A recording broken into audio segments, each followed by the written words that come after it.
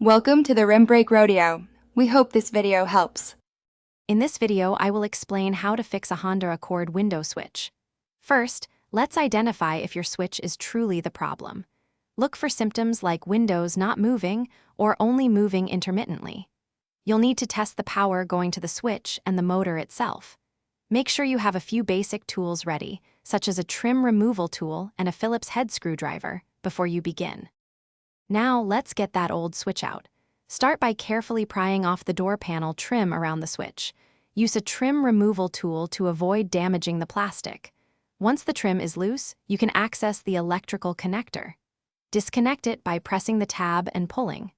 Finally, remove any screws holding the switch assembly in place, usually 2 or 3, and lift the switch out. With the old switch removed, installing the new one is straightforward. First, connect the new switch to the electrical wiring harness, ensuring it clicks securely into place.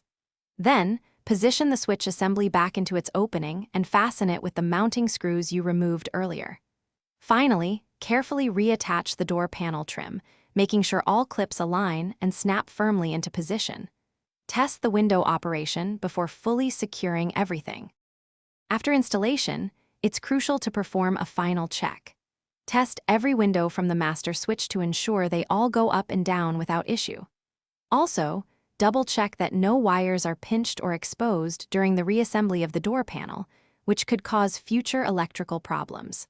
For those looking to simplify their daily routine, check the description for a link to some fantastic leak-proof meal prep containers and other great deals. Enjoy your fully functional windows. Thanks for watching. Consider subscribing if we helped you.